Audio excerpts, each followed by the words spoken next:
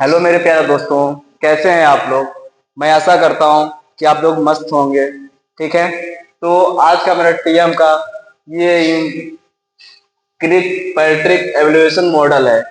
ये जो है हमारा टेस्ट यूनिट में उसमें से ये टॉपिक है कि क्रिक पैट्रिक एवोल्यूशन मॉडल।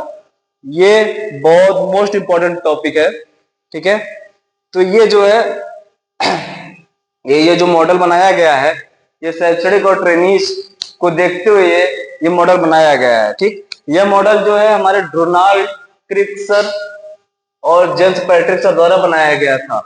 ठीक, तो आइए हम जानते हैं होता क्या है कि पैट्रिक मॉडल क्या होता है। तो यह एक प्रसिद्ध मॉडल जो प्रशिक्षण और विकास कार्यक्रमों की प्रभावशीलता को मूल्यांकन करने के लिए उपयोग किया जाता है। मतलब एक ऐसा मॉडल है जो हमारे ट्रेनीज को, जो हमारे ट्रेनीज जो होते हैं उसका जो उनका विकास करने के लिए उनका मूल्यांकन और आकलन किया जाता है कि हाँ वो पहले से बेस्ट परफॉर्मेंस कर रहे हैं या फिर पहले ऐसा ही परफॉर्मेंस कर रहे हैं। ठीक, ये मॉडल हमारा जो है बहुत हेल्पफुल होता है, उसमें बहुत हेल्पफुल होता है। ठीक, तो हमारा ये इसका यूज होता है।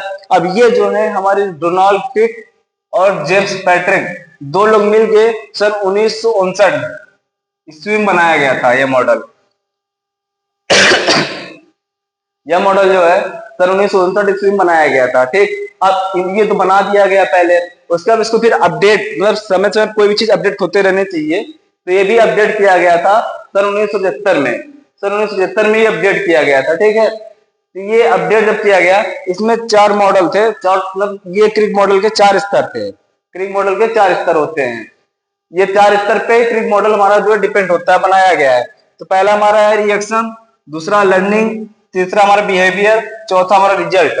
पहला हमारा क्या है, रिएक्शन है, दूसरा हमारा लर्निंग है, तीसरा हमारा बिहेवियर है, चौथा हमारा रिजल्ट है। ठीक है, तो पहला हमारा रिएक्शन, रिएक्शन मतलब प्रतिक्रिया,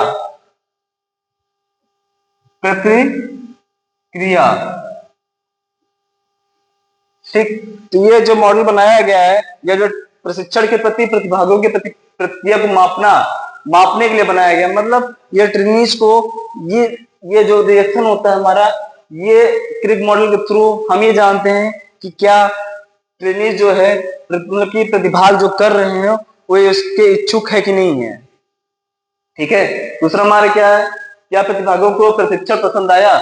मतलब जो हमारे ट्रेनिंग है, जो हमारा प्रशिक्षण सिखाया ट्रेनिंग को दिया जा रहा है, क्या उनको पसंद आ रहा है कि नहीं आ रहा है।